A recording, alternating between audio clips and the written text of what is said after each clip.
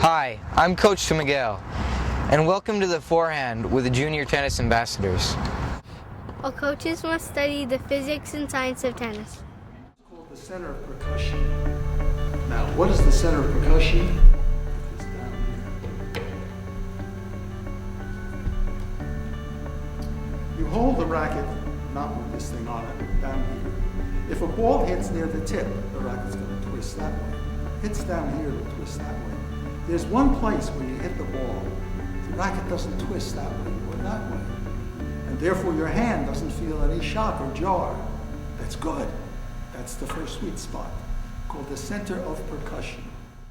You got to understand what you're doing because it's all in the brain. A forehand is where your side is to the net, and so is your palm. Sarah, what does a good forehand look like? It looks like a candy cane.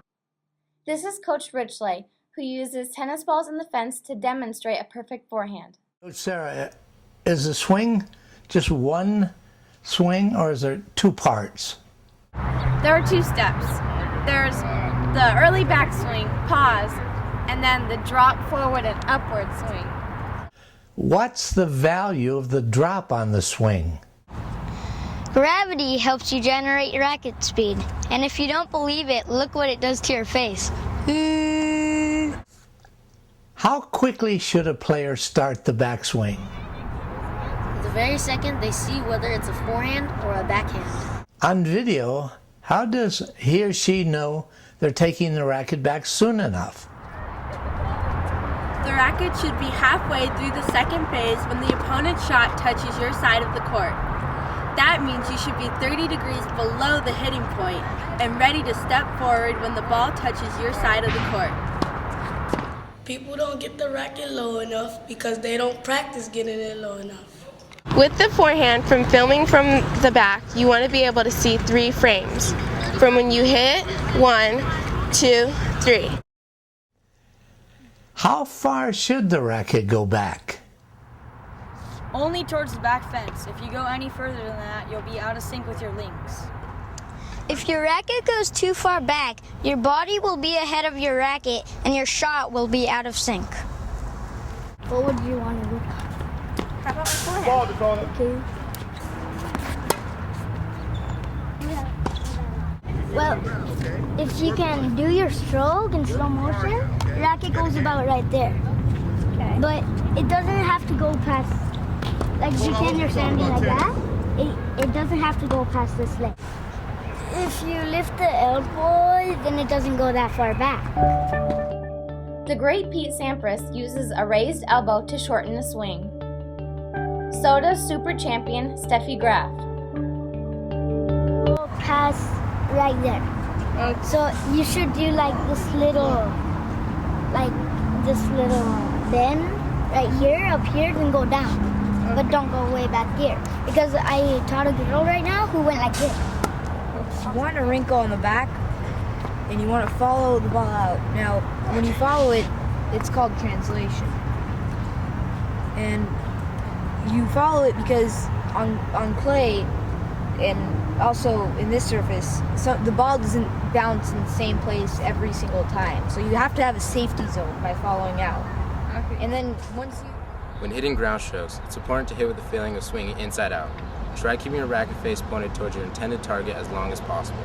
You will automatically get the feeling of swinging away from your body, which is called inside out. What if someone's racket goes back too far and too high?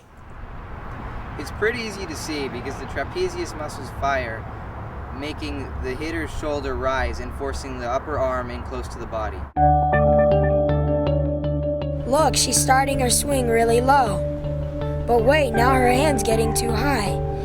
When she's starting her swing, it'll get all cramped up. Why should someone have the racket 30 degrees below the ball before they start the forward and upward swing? The goal is to hit your shot deep and keep your opponent way back. If a player hits upward and forward at a 30-degree angle at about 50 miles an hour, the ball should travel about 5 feet over the net and land about 20 inches inside the back line, called the baseline. How should the racket face be positioned when it impacts the ball? Your racket has to be vertical at impact.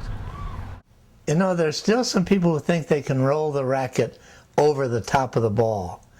Is that true? Can anyone do it?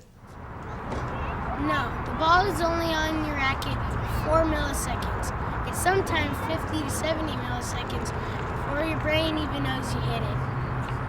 You know, it's very common today to have the players strike the ball and immediately come around the neck. Is that a wise move? No, the ball can bounce very differently on court, so you'll need to make your racket go towards the ball to have a safety zone unless you've mistimed the shot. For example, Andre Agassi went about 4 feet towards the ball, as well as Federer. Here's Andre Agassi. First, notice that his racket is all the way down by his knees. Next, notice on the second frame, his wrist is still fixed, and the third, still fixed. Contrary to popular belief, Andre's forehand does not have a single degree of wrist snap.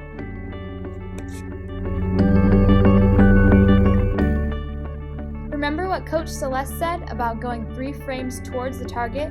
That's exactly what Agassi does here.